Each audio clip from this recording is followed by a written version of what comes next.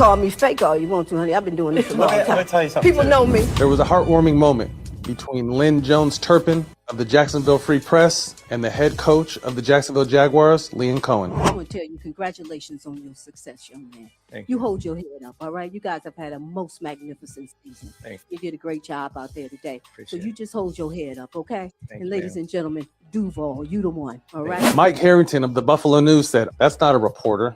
That person shouldn't even have a credential. Mark Long, who covers the Jacksonville Jaguars for the Associated Press, nothing awesome about fan/fake media doing stuff like this.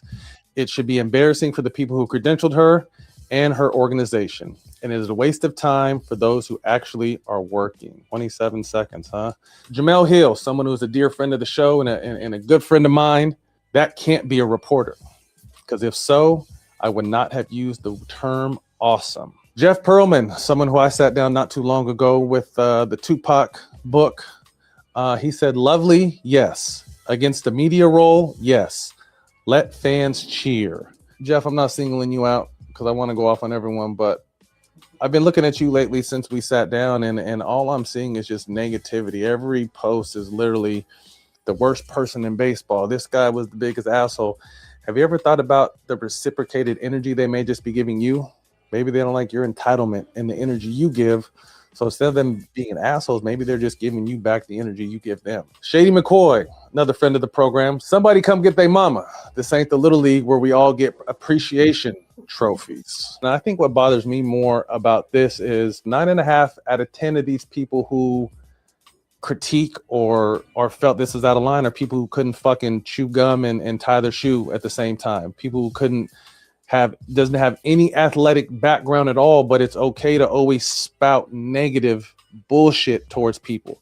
Not understanding what it takes to be a professional athlete, not understanding what it takes to get 13 wins in the NFL, not understanding what it takes to make the playoffs, but let someone show some love for 30 seconds and it's the end of the world. I think offense to it. Listen, I've been in this business more than 25 years. I've interviewed from Barack Obama to Terry Bradshaw to what's my guy named Tiger Woods. So he can say whatever he wants about fake news. I am a member of the Black Press, NNPA, the National Newspaper Association that's been around more than 100 years. I'm the associate editor of the Jacksonville Free Press, one of the more than 230 African-American newspapers still printing in this country today. In Jacksonville, you had the Florida Star since 1955. We've been around since 1986. In Philadelphia, the Philly Tribune has been printing since 1884. In my hometown in Detroit, the Michigan Chronicle has been printing since 1935. So support the Black Press. So you can call me fake all you want to, honey. I've been doing this a long time. Let me tell you something. People know me. Yes, sir. My cousin Lance, they're big Packers fans. They came down. Well, welcome to another edition of Let It Be Known. And I guess we can unpack that again. Is a lot there. So many people, Niele. The best, of course, one of the best is, if not the best, Matt Barnes, that Greer just played. But I mean, from Dan Patrick's show to WFAN in New York, the biggest sports radio station in America, probably the world. Even Uncle Luke sent her a dinner invite. Says that anytime she comes to Miami, he wants to take her or treat her to dinner. And of course, Jamel Hill, Pat McAfee, you name it. This thing has gotten combined has to be 50-60 million views, Niele. Well, peace and love, everybody, and welcome to Black Press USA, affectionately known as the NNPA morning show. Let it be known, okay? Lynn put it out there yesterday. And so, yes, she elevated. If you didn't know, it's viral moments like that that let you know. And she used her platform to uplift the Black press, and not just even the paper in her city. She was talking about the Philadelphia Tribune. So, yes, it was a viral moment. And to me, Matt Barnes made, I think he brought up some good points, but most importantly, finally, a viral moment of joy and encouragement is going viral, because we've had a lot of negative virals going on, from the president to pop culture to Nicki Minaj. We had an associate editor from a Black newspaper give somebody some encouragement, and it's gone viral. I love it. Well, yeah. I love it. What are we gonna do with it, though? What are we gonna do with that? This is the thing. It's all great. Next year will be 200 years of the Black press, possibly, if it survives. But what are we gonna do with that? We have sometimes been our own worst enemy. Well, What Lynn Jones yeah. did in that interview, not the coach's interview, the interview on television, was do something very effectively that, as simple as it seems, leadership has not been able to do. It's as simple as that. She made it a point to let people know how important the Black press was. She went and she named papers, like you said, not just her own. And I'm glad to hear, and Jamel Hill brought this up, that Jamel said, I subscribe to the Jacksonville Free Press. I'm glad to hear that others are subscribing as well. But you know what? I love it. But until then, Lynn should be running for NNPA president. Well, Lynn should be I don't think that's the story. I mean, that's my story, and I'm sticking to it. Exactly. But my story. But these people who went against, first, I will say this about that, Lynn. Yes. Lynn. First of all, it was a overreaction. It is true that is not the norms. I won't say unacceptable, but it's not the norms in a press conference after a major sporting event. It's not the norms. But what is the norm today? What is the norm today? Nobody's calling out that Cleveland reporter who just made love to the coach in the press conference. Nobody is calling out Carolyn Levitt at the White House, because they do that every single day, all day at the White House. Nobody's calling them out. AP got their panties in a bunch, about it. It was the overreaction of negativity, which precipitated the overreaction of all the positive. I mean, Lynn Jones has been viral on NFL, Sports Illustrated, ESPN, any major, even the news channels, NFL CBS, NFL Fox, TMZ, any news outlet you can think of. She has gone viral for positivity. And I think that should be said, because, I hear a lot of the, people saying, oh, well, that's not the norms. But what the norm is, I think Stephon Diggs is a perfect example of when he just went through those sexual allegations. He hadn't been in the locker room for a few days. And he finally decided to come out and talk to press, not because probably he wanted to, but because he has to. He's a big face of the team.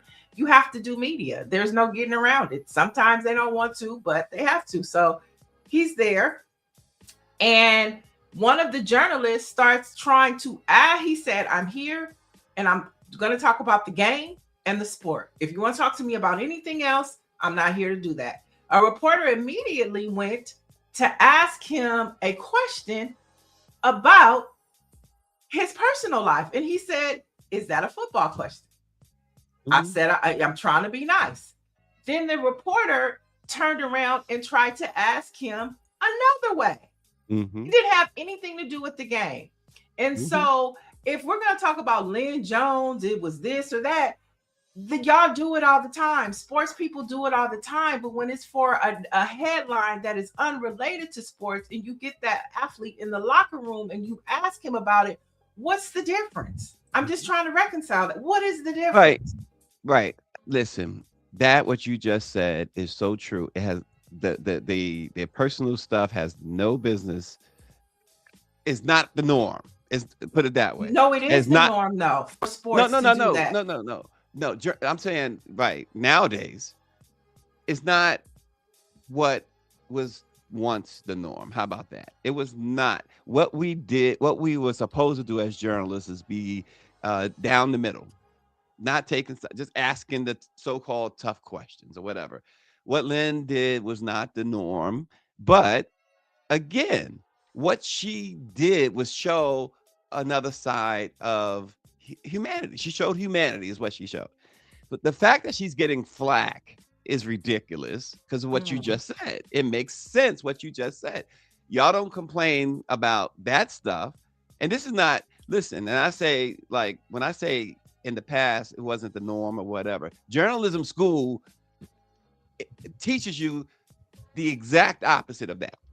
The stuff you're talking about and the stuff that even Lynn did with the coach, but that went out the window. And even back then, there were other athletes, for instance, long before Stefan, who had maybe domestic violence stuff or maybe drug stuff, allegations, I should say, another thing. And they brought that into the locker room. The press brought it, not the players. To your point, ask a sports related question. So you're right. Yeah, absolutely. Well, right. at least she was talking about the game. She was talking about the game. So congratulations Lynn was in touch. to Lynn. She's in touch with her community. The But that's what community. that's what the Black Press does. Most of the time, a Black newspaper in your community is not going to kick a person when they're down. They're going to find. Not true. They're going to find. No, I'm kidding. I'm kidding. The Black Press. But for the most part, they do. And they kind of sometimes like, that article is overreaching about that person. But they do that. So congratulations to her. But you're right. And what Lynn showed too is like what a lot of folks in the Black owned media space has done, and that is they're human. They can be very compassionate, but they also we give so much. So in that sense, Lynn deserves that. We work on shoestring, almost zero budgets. We go out of our way to bring quality information. And believe me, folks, if we get the least little thing wrong, we not only hear it from the readers and from the viewers and from y'all, we hear it from the white press. So we get beat on top of the head. Nancy Wall made a good point, and that's exactly what I was saying about Stefan Diggs. She said, if it's not a football question, they don't have to answer the question. And that's Stefan played those reporters because the reporter came right back around and tried to ask him the same question, but tried to put it on the field. And he was like, does that have to do with football in the game? And the reporter backed down. So to that point, she is right. And I just applaud. And, Black Press went viral yesterday. One of the top 3 stories yesterday was a BlackPressUSA story. All right. Black female sheriff says she's not scared of MAGA. Philadelphia Sheriff Rochelle Bilal isn't backing down after receiving hateful messages from MAGA critics following her viral remarks against ICE and the Trump administration after the deadly Minnesota shooting of Renee Good.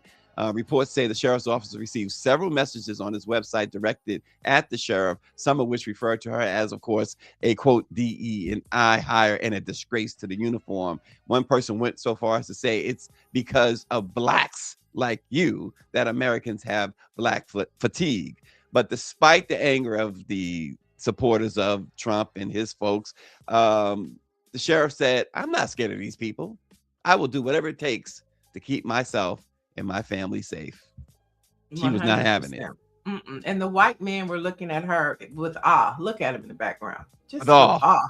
Like, somebody help us. Speak up for us. Speak up for us. So explain the black man back there, didn't he? What he Lord, like? She gonna get us in trouble. We don't need them ICE agents in our city and town. Oh, Lord, help us. Leave it to a black woman. That's a shame. That's what I see in that picture. I am totally done. She done read the white man back there, probably accurately, and the black. And the one on the side, you see half his face. She's not reading the talking points. She's not sticking there you to go. the script. There you go. There you go. There you have it. But on a serious note, it is the state and city people are holding the line, and Black people in leadership are really like, hey, we're not about to do this. So even with that, even if you look at, you have this Black sheriff, and then yesterday, news broke in Minnesota State. The officials, I'm talking about Keith Ellison, said they're suing Trump, his administration, his clan, over the widespread immigration operation taking place across the Minneapolis region. So in the lawsuit filed yesterday, of course, after the ICE agent fatally shooting 37-year-old Renee Macklin Good, Ellison said that federal agents during the surge have arrested peaceful bystanders, detained U.S. citizens, and fired chemical irritants at demonstrators and others exercising their First Amendment rights, including outside a local high school, y'all. So the lawsuit calls for Trump and his administration to end its immigration crackdown in the state. Now, this may sound good, Stacy, but Nikema Levy, Dr. Nikema Levy Armstrong from Minneapolis is going to be joining us tomorrow. And I don't think they're going to be happy with this, because we heard Georgia Fort, we heard Toussaint Morrison say that the government and the mayor have the power to arrest Jonathan Ross. It's just if they have the courage. And this may be a sign to say, like Keith Ellison said, we're going to wait. Because we can't do it. We just can't do it. Oh yeah, and Keith Ellison's hands are totally tied because 100%. The fact that he's federal. He's a federal, and there's no way that he's state. He's a state attorney. He's a state attorney general. Right, the state attorney general, but they fall under federal. I mean, they only bring federal charges, is what I'm saying. Because he's the one that prosecuted Derek Chauvin, right? And Derek Chauvin is in state prison. He was in the state case courtroom too. Okay, he worked with the district attorney's office. Yeah, he worked with the district attorney's office. I know. To prosecute Chauvin. Chauvin was prosecuted on both sides. Black Virginia News says AG. So they're under the purview of the Attorney General, the U.S. Attorney General, which is federal. If they're bringing criminal, even I think even their civil cases are federal as well. So that's why that's a big reason why his hands are tied, because it has to be state charges if you want them to stick, if they do anything right now. But to your other point that you made this yesterday too, that federally they would have to wait till this administration changes hands. Well, that's what he said. Those were words from Keith Ellison, that they would have to wait. Yeah. Well, they don't have to wait, but they could wait. So, like, just saying justice might be delayed, or deferred, but it doesn't mean that it's not going to happen. It just might not happen under this administration. That's what he alluded to. And make no mistake, there's no statute of limitations on murder. Right. That's what he said. So he said, okay, so you can charge somebody. You can charge somebody with murder 30 years, 40 years, 50 years later if you wanted to. And that was his point. But the people and the demonstrators and the activists are saying that the mayor and the city attorney can arrest him if they have the courage. They have the courage. And if they have the courage, that's the biggest thing. You're right. And it would, I think, doing that, because you can't be worried at this point about, they might send more and it'll aggravate them. They already aggravated. They already send them more. But it would show the people something. I know people just don't want some sort of show, for instance, but I think that would kind of, help a little bit more, as far as the morale, I should say, not morality, but morale of the residents there. because they're beaten down by this. I mean, what's happening and the videos that are coming out are horrific.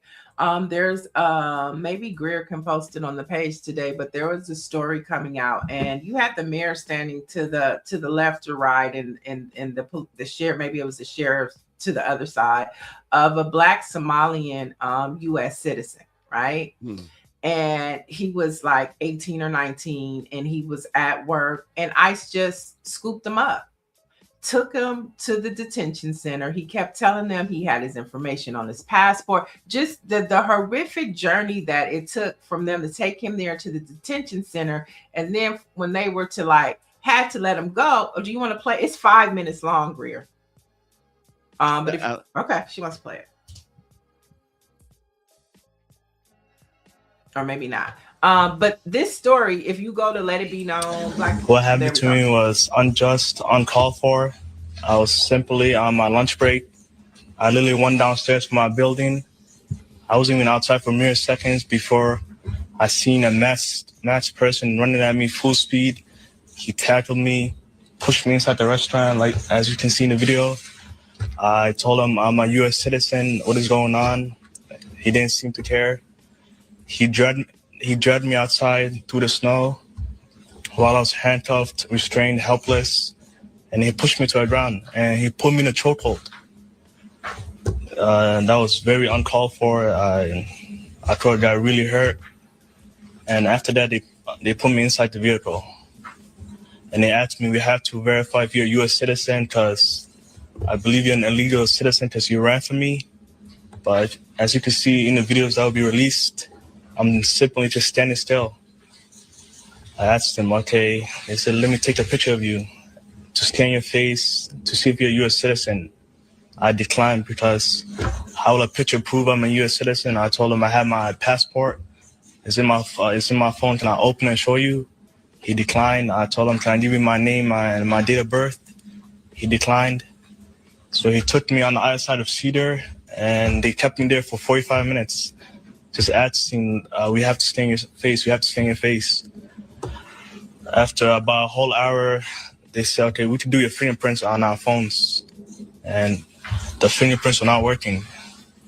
So I guess they waited on 20 more minutes, and they said, we're going to take you into Bishop Henry, all the way in Bloomington.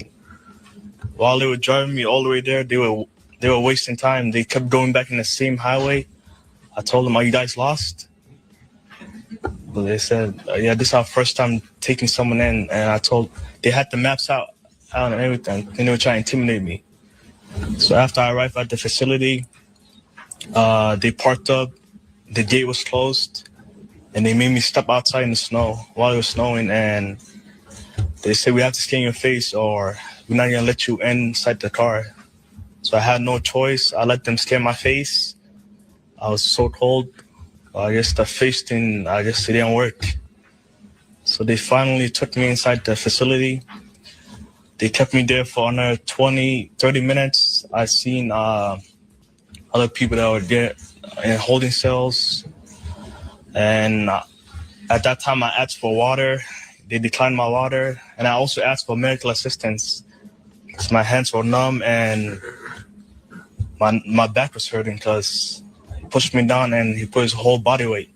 They told me we don't have any medical staff at the facility. So I said, can I get water at least? They declined. And I guess finally some lady listened. I told her, yo, can you turn on my phone? I have my passport card. And she finally let me use my phone. I showed her. And she said, okay, we still have to do your fingerprints. I did my fingerprints. And they finally let me go. And I asked them earlier today, you told me you were going to take me back to Cedar where you picked me up at. Are you guys going to still offer me a ride? Because at that point, I didn't know if anyone knew where I was because they turned off my phone. They turned off my location. You don't know where you're at. So I asked them, can you take me back to where you picked me up from? They said, no, you have to walk in the snow. They were being serious. I asked 3 times. They said, no, you're walking. But eventually my parents came and picked me up. And yeah, all I did was step outside as a Somali American and I just got chased by a masked person. The agent then one point he didn't identify himself. He didn't say ice, stop. Like, I felt like I was getting assaulted. I was getting kidnapped, and that's exactly what it was. And the way they were treating me, it was inhumane. I mean, tons of stories. There was another video of ICE taking a woman that they had detained into a porta potty, and so this is happening at a rampant pace in Minneapolis, and so I know Greer probably hard crutch because she has a son, and anybody in the chat that has a son, I mean, this could happen to your son. Yeah. And the scanning your face, what is that really about? You remember the Doge stole all everyone's information. And so talk about that. Just think about that. It's something's going on with that face scanning. Why do you need to scan his face? And then the idiots, and then when he finally says, okay, this shit don't work. And you have to pay attention to some of the things he was saying. The two guys weren't from there because they said they said this was their first detainee. He said they had the maps out, so they really weren't familiar, obviously, with the territory. And then they had this equipment that they couldn't work. They couldn't work the fingerprints. They couldn't work the scanner. I don't believe any of that. I think that this is a part of the, why you want this man. So he got, if you have ID and a passport, and what you need to scan my face for? They're collecting data on people. Mm-hmm. Yes, but and it also goes back to Lauren Live show says we're going to learn later that these are Proud Boys pardon. But the point she said these idiots are not law enforcement. They are not sworn police. That's why they don't know how to work the equipment, because they have not gone through official training. The chief of Philly is correct. Professional law enforcement doesn't do this and has no need for masks. So I think it's a combination of it all. But based upon what that young man was saying, I don't think they knew what they were doing. They didn't know how to work the high-tech equipment because they probably weren't Proud Boys with barely a high school education.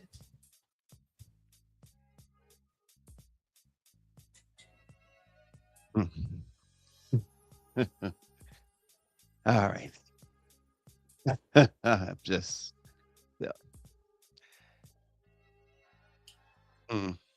they have masks because they want media to find out who they are and why. This stuff is really, it's so disconcerting. So many things going on. This is why. This is infuriating. It's infuriating, and it's. Go ahead, Greer. Go ahead. It's hard. We keep saying Black folks, we've been through this before. We can handle. But when you see stuff like this, you know what I'm saying? I called my daughter and was talking to her about her and her boyfriend walking trying to tell her, like, remain calm because one of you has to go free so you can tell someone. You know what I mean? We're the only people on the planet that have to tell our children how to survive just to walk out the door. Right. And hell, Niele said she having a mental health. She needed a mental health day. We need one every day. We need at least 3 hours a day. I mean, really, we need one every day. This is just, and so, listen, I'm not going to announce the plan on the street out here on this call right now. But like I said yesterday, all those Negroes that said I could never be a slave, here's your opportunity. Because this sister yesterday, she broke it down, and I think I sent it to you all when she, reminded us what happened, 100 years, after slavery, going through Reconstruction. Like they were literally, Jim Crow was about putting us back in chains. They're going door to door. Door to door. And in, and in ballrooms, dancing to old gay show tunes while people are getting arrested. And on Sundays, praising the Lord. Let's not forget about that. On Sundays, Lord. We know that Donald Trump is sleeping on Sundays. Oh, I'm not talking about him. I'm talking about his base. I'm talking about these right. ICE agents. They were clueless. Terrorizing us. They don't know nothing but what they hear him say. We keep watching these videos of these people repeating the things that he says. Everybody's a gang member, and it's clearly like they're not even, they're so out of touch with their own racism. I watched, I think it was the young, I forget who it was, those guys who stop people on the street, and the question was, should we close the borders, in Canada? Well, no, but we should close them in. And they said 60% of the people across the border illegally in Canada are Mexican. Should we close the border? Well, no. Why? Because it's a white border. Yeah, but the interesting part is, if you think about it, they're in Minneapolis, Minnesota, and the biggest populations of Latinos would be Texas and Florida. You don't hear about ICE stories happening there. Those are just things that make you say, Think about Texas, Florida, huge populations of undocumented immigrants. They're not there. Not there.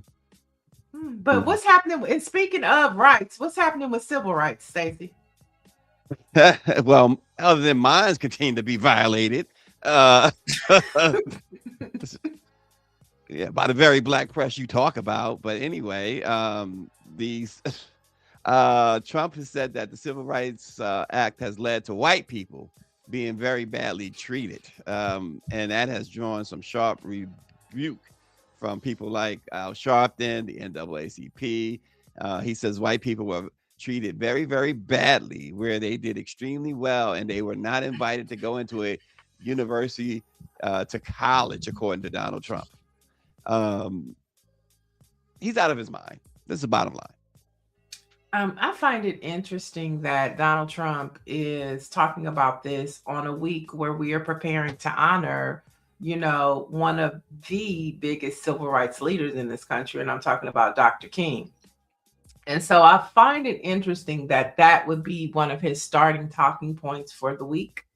And I think I was sharing this with Greer yesterday, but I feel like, civil rights socked him and his daddy in the eye back in the 70s. When, they were found, they had that civil rights lawsuit against them for housing in New York. So he has always had an issue with civil rights, because civil rights kicked his ass, him and his daddy's ass, okay? When they were disenfranchising Black tenants in New York.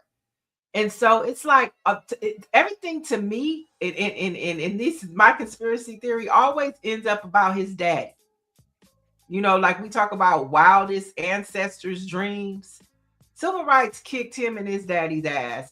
And so he's coming forward, and he's very disrespectful about it, because he's doing it during a week where, if it wasn't for people like Dr. King and the Big Six and many individuals, which are our grandparents and grandparents, fought for us to have these liberties, the disrespect that he's given us this week. This is when I can really double down with you, Stacy, and really be like, how could a Black person, how could, civil rights is our thing. It is part of our liberation. And it doesn't just liberate us, but it liberates white women. It liberates other minorities.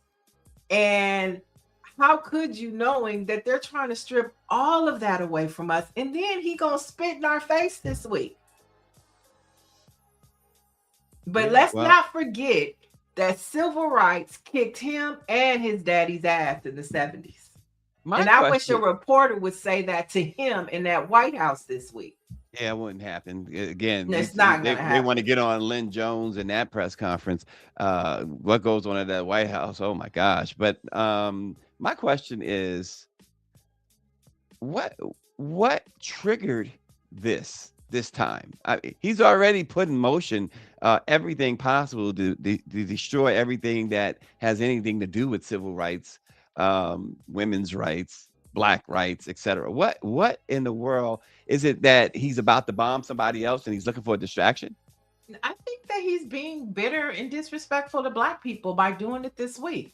He could have picked any other week in any other month, but why would you double down and make that one of your major headlines this week? I think it's totally disrespectful. I think it's reminiscent.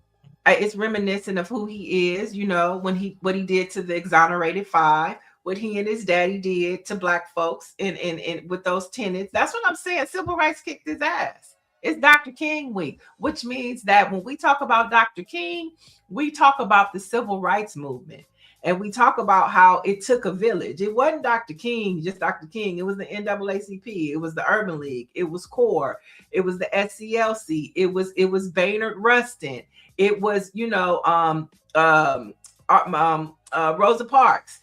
It was, you know, it was Fannie Lou Hamer. It was tons of Black folks that, you know, like we're in church, like, I don't want to get to naming because I'm going to forget somebody. Blame my mind, not my heart.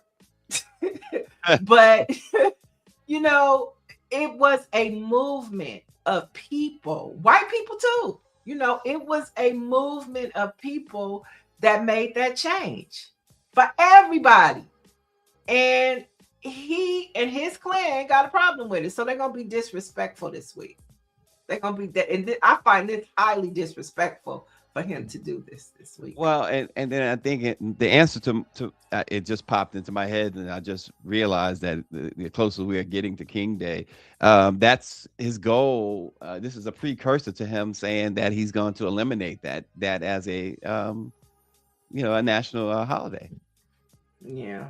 And I guess it's going to be a Keith Ellison thing, like, you know, we'll bring it back after he's gone. Yeah. Well, wasn't it a state holiday? Wasn't it states honored it before the federal government did anyway? Some states did, yeah. Some states, yeah. And then thanks to Stevie Wonder, some bold congressional Black Caucus members, and of course, Coretta Scott King, you know, it became a holiday. Yeah. All right. The 15th anniversary of the Black Diverse Intelligence series by Nielsen with Martin Luther King Day approaching is coming up. It's happening. It's a new report examining how Black audience continues to shape media consumption, advertising effectiveness, and platform growth, and why representation remains a business imperative as audience fragment. The report comes out on the 15th of this month, but a sneak peek shows that 71% of Black audience say they still feel misrepresented in media, a perception that directly shapes engagement. At the same time, representation is proven to be a performance lever. Black audience are 2.5 times more likely than the general population to say representation is the strongest motivator for engaging with new content, and 67% pay more attention to ads that reflect their culture. Mm-hmm. Yeah, so we gotta see when this report comes out 2 days from now, actually. So we'll see more, dig more into it. Sad story, Niele. Former Black press photographer was killed in a car wreck in Washington, D.C. This was a terrible accident not far from the White House. Aaron Markel Williams, he was just 26 years old. He was a photographer for the Washington Informer and a member of the Greater Mount Calvary Church, who he was taking pictures for at the time. He was tragically killed. It was caused by a reckless driver while on his way to take the photos for the church. It occurred on the 7th of January at the intersections of 16th and L Street in Northwest DC, just before 4 p.m. And Metropolitan Police said that the incident certainly could have been avoided. Prayers to his family for sure. Yeah, and I knew, well, I mean, I worked with him a little bit. I knew him a little bit. I didn't know a whole lot about Markel, but Misha Green, the Informer's managing editor, Hamil Harris, and the rest of the team there worked. The others on the team, I should say, worked a lot closer with Markel. And I was at one of their meetings the other day, and we were talking about Markel. And this is the second big loss for the Informer family in the last month or so, with James Wright dying unexpectedly last month. And now Markel, at the very young age of 26, having his life cut short by a reckless driver. Well, we'll definitely keep his family, as well as the Washington Informer family, in our prayers. In another story, according to the Griot, Black communities are facing a growing crisis. What else is new, right? But I'm talking about collapsing wastewater systems, sewage flooding homes, and dangerous health risks. Now, Illinois, Alabama, and Mississippi families are living with undertreated sewage as federal aid meant to fix these problems was rolled back. Now, advocates warn that these aren't DEI cuts, they're health safety cuts hitting Black communities the hardest by failing systems and decades of neglect. And we know that Joe Biden's infrastructure bill, a lot of the funding was addressing these types of issues. And when we think about redlining, all of this was part of that big infrastructure bill that Biden rolled out. And he had Pete Buttigieg, transportation going all across the country, talking about the issues in communities, in people of color communities, Black communities. And so here you have the impact of Black people now getting sick and having bad sewage, and the federal government has stopped the funding. And of course, if the state doesn't have it, they can't afford to fix it. And if you're in a red state in a Black community, forget about it. Yeah, you make a great point with the infrastructure bill. What you can say what you want about Biden. Obviously we've been heavily critical of him, but that infrastructure bill was phenomenal. It was one of the most forward-thinking, current and forward-thinking pieces of legislation. And it was scheduled, and Trump is rolling back a lot of it, but it was scheduled to really do some great stuff. It was on track, I should say, to do some great stuff across this country. Right. And it's gone now because of Trump and his clan. But we have some HBCU headlines for you. The United Negro College Fund has released a study and found that 61% of students reported being unfamiliar with HBCUs, and more than half said their counselors rarely, never mention an HBCU. Now, the report recommends increasing visibility around scholarships and financial aid, along with stronger teacher training and anti-bias training for school staff. And so this study, Stacy, said that it was more so with, of course, students of not of Black descent, but that multiracial and Black students, they were at a high percent as well. And I can kind of agree with this study, because I really was introduced to HBCUs through a different world. When I was in high school, right? It was a different world for me. So I'm glad that they're doing a reboot, because it sounds like we need a different world reboot. A lot of people, it's funny because a lot of people were introduced to HBCUs through a different world.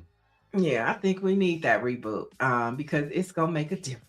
I can see the viral clips going now and the Throwback Thursday clip. Let's do it, because when we look at what's happening with our institutions now and what Trump is doing, it's going to be harder for young Black boys and girls to get into PWIs.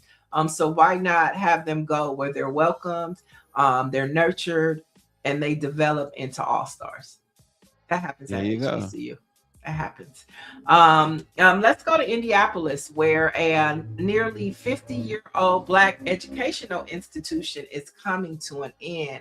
Now, it's called Martin University, which was founded in 1977 to serve low-income, disenfranchised students, where they're closing their doors after decades of being a lifeline for those shut out of traditional higher education. Now, the Board of Trustees says the school couldn't survive today's political climate or the financial strain of serving students who often couldn't afford a full tuition. So, with no endowment and rising debt, the school voluntarily has resigned its accreditation and voted to cease operations.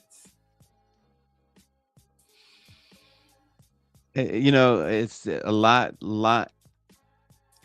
more of chaos and destruction. This is part of destruction, you know, and the aftermath of stuff that this administration has wrought. All this stuff goes back to that. I mean, we're only talking not even a year in. Yeah. Well, let's head to Morris Brown, where this is some Black talk. You know, you can't blame white man for this one. Morris Brown College president Dr. Kevin James announced on LinkedIn that he was terminated by the Board of Trustees without a specific cause or explanation. Now, under his leadership, the college regained full accreditation, restored access to federal financial aid, and he grew enrollment. I remember when I had the opportunity to interview him when he first was fighting to get the accreditation back, and to see him get it back for the school, get their financial aid. I'm just curious to know what happened over there. Does anybody in the chat know from Atlanta? Yeah, right. What happened? I'm sure there's more to the story. But yeah, I don't know.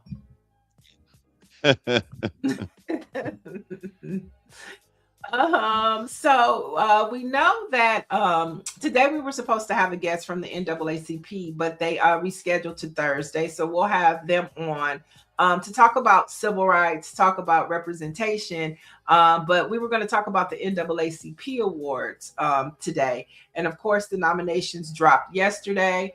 But a couple of takeaways were the most nominated were Kendrick Lamar, Tiana Taylor, Doechii, and Cardi B. I find that interesting. Interesting list of lineup for the NAACP to put out. But a couple of other things, Charlemagne the God did big because of a lot of his projects. You know, Native Podland was nominated. Shout out to my homegirl Melissa Ford for her Hot and Bothered podcast was nominated. And so this is the only space, Stacy, where, you know, Black people are the take center stage outside the BET Awards. So what did you think about the nominee list? Yeah, so I know that we intend to have Karen Boykin Towns on from the NAACP Image Awards. I want you to ask her, please. I want somebody to ask her. It just seems that they go after what and who's popular instead of what and who's good. And not saying that some who are popular are not good, because, you know, you mentioned some names that are good, but I think it's more of a ratings grab, a let me see who I can hang out with type thing, you know, than it is authentically. You know, we criticize the Academy Awards for not, you know, giving the award to those who deserve it, particularly Black artists. And so what the NAACP Image Awards, for the most part, not in all categories, but for the most part, seems to me, they do too much of, okay, this one is who people want to see, this actor, this actress, or this podcast or that podcast. It's whatever's going to bring them clicks, instead of saying, you know what, we got the ladder. We up this ladder. Let me pull y'all up too. Well, I'm not saying that you're wrong, but I think there's a side that you're not talking about. And that's when award season comes around. You have to campaign.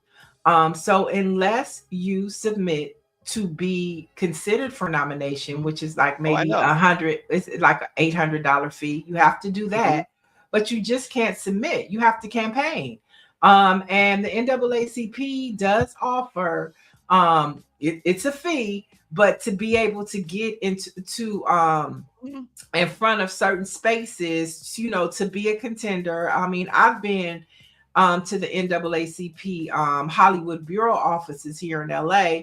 And it's located in the SAG building, and they have like a screening room. So I've been like, you can pay to have a screening to get in front of some of the voting voters, or maybe the high stake voters, because anybody can vote. But there's also a process. So, you know, the more money you have, the more you can put behind your campaign. That also works to your advantage to become a nominee. And in some of the nominees, we don't know who they are. They're mixed with like a high profile person.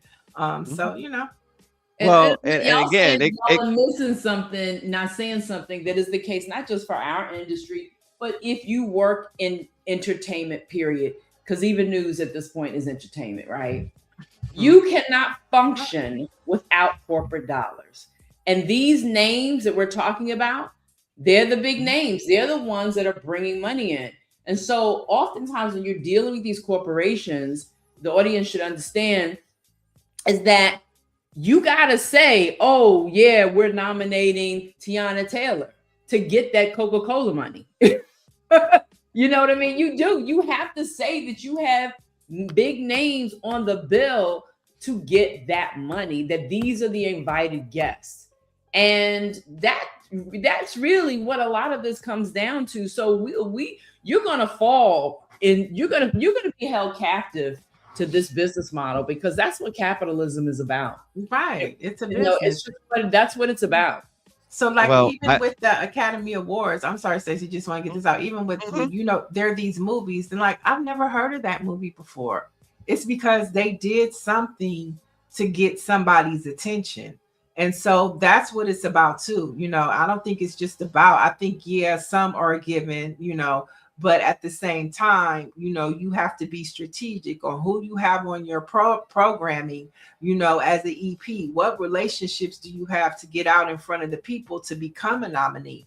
And you have to have some money, just like to win a campaign and elect. You can't just run for office. You got to have money. You got to file to get registered. Then you got to have money to campaign. So it definitely is a business. It's not just, you know. Lauren says NAACP is a corporate functioning entity. I hear, and so the other side for me personally, and I know most people don't feel this way, I don't want to campaign for an award. I just don't. If I deserve it, give it to me. But if then I don't go to be nominated then. Well, I was once nominated for an NAACP award, Image Award. I just don't believe in campaigning. I don't believe in campaigning. No, I did not. I don't believe in campaigning for an award. I never believed in campaigning for awards. Just this, like, we have news awards and stuff. Like Denise, for instance, at the Washington Informer, like every year, she's like, you know, I need you to put in for this or that. No, if you think it's worthy, if the editors think it's worthy, let them put it in. When I worked for White Media, by the way, they put it in and I won.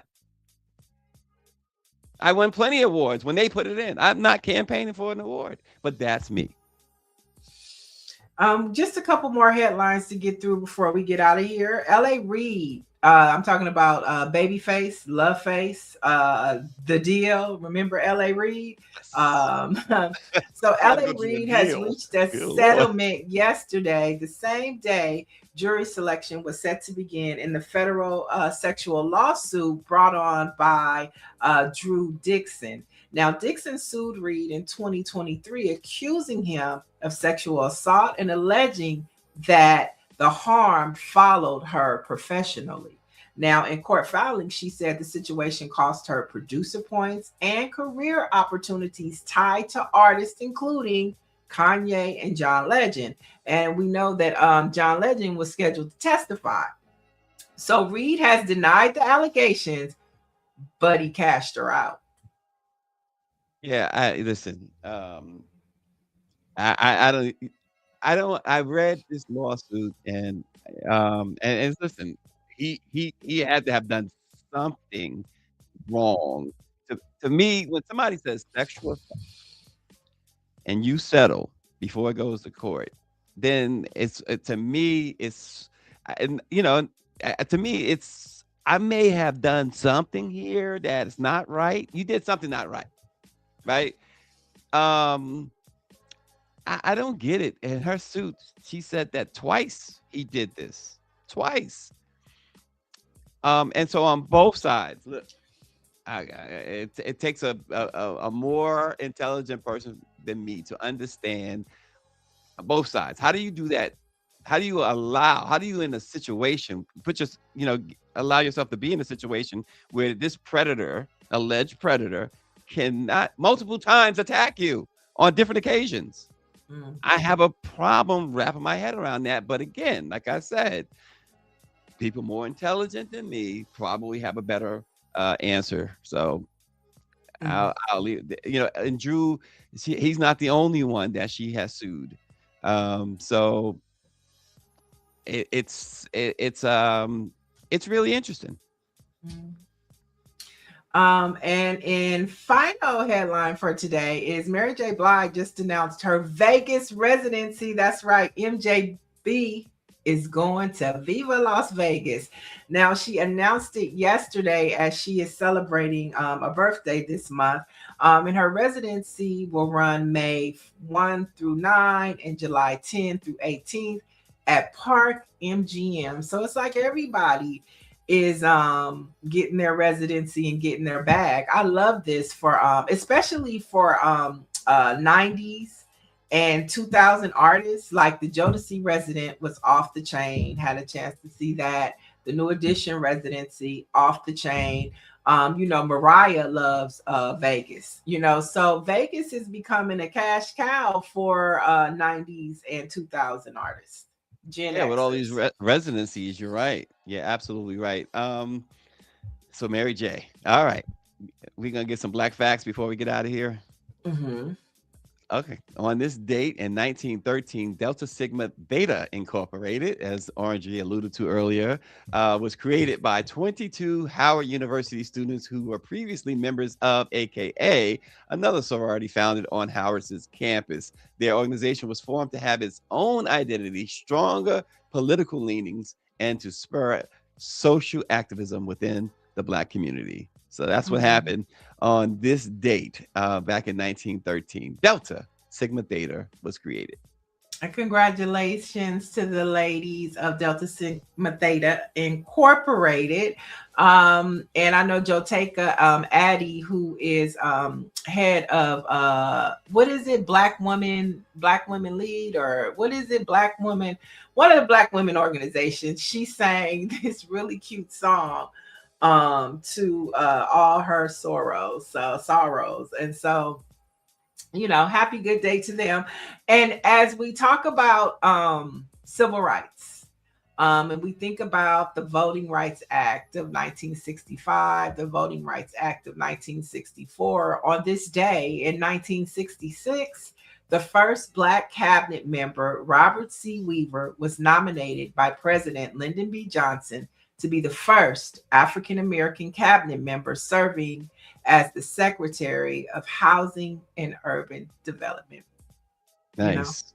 Very nice. It's lots and lots of history that folks want to erase. And let's remember, at the end of the day, the word for the day is civil rights kicked Donald Trump and his daddy's ass in the 70s. Okay, just remember that. Civil rights kicked their ass. Okay. And on that note, if you want to get unapologetic, if you want to get love like Miss Lynn is giving, if you want to get the truth, you want to head over to BlackPressUSA.com. Just go along with it, Stacy. Go along with it. Okay. Listen, I'm just looking at Orangey said thick thighs saves lives. So we'll end on that note. No.